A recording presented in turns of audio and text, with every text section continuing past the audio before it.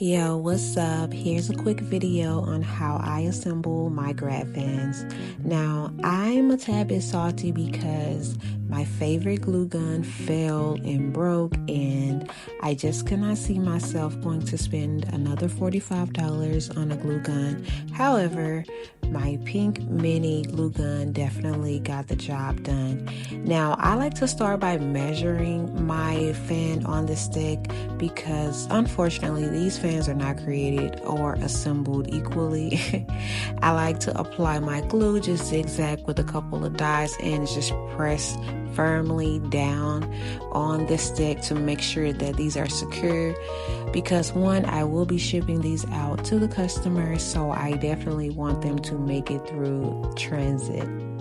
Now, if you try my method and it worked for you, please let me know by leaving a comment. And if you have any questions, go ahead and do that as well. I do have a full tutorial or class on how to create these in Canva and Photoshop from scratch. So if you're interested, definitely check the link in my bio. Alrighty, bye for now.